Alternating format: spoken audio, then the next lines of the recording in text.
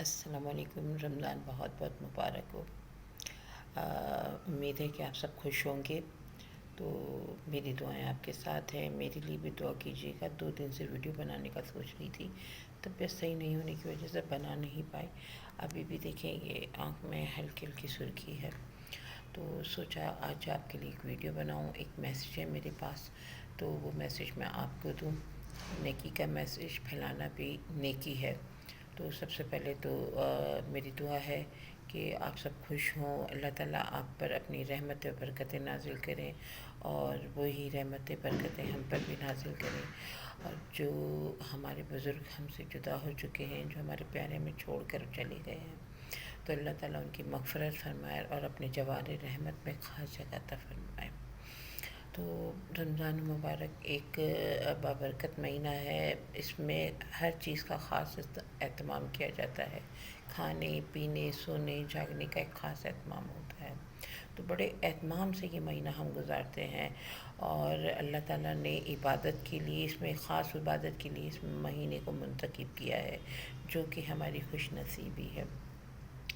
تو عبادت کے حوالے سے مجھے ایک بات کرنی تھی۔ ویسے تو یہ سب سے اہم اس کی عبادت روزہ ہے، اور روزہ رکھنا بھی چاہیے۔ روزے کی ایک اپنی فضیلت ہے، اور لیکن اللہ تعالیٰ نے اس میں ہر عبادت کا ڈبل ثواب رکھا ہے۔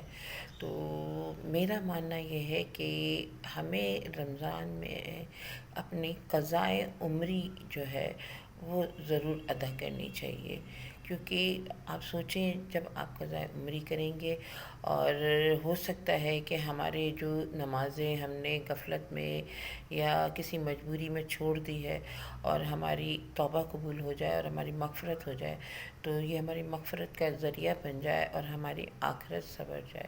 تو میرا آج یہ میسیج ہے کہ اس منتھ میں کوشش کریں کہ قضائے عمری یعنی کہ قضا نمازیں ادا کرنے کی کوشش کریں۔ جس طرح آپ اور عبادت کرتے ہیں اور عبادت کو جگہ دیتے ہیں، قرآن پاک کو جگہ دیتے ہیں، روزے کا خاص اہتمام کرتے ہیں، اسی طرح تھوڑا سا جب آپ نماز پڑھتے ہیں تو قضائے عمری یعنی کہ قضا نماز کا بھی اہتمام کریں۔ زیادہ ٹائم نہیں لگتا، صرف صبح کے 2 فرض، دوپہر میں 4، ظہر میں 4، عصر میں 4، اور مغرب میں 3، عشاء میں 3، 7۔ تو اس طرح کر کے مطلب کہ بہت کم ٹائم میں آپ بہت سارے برکتیں سمیٹ سکتے ہو۔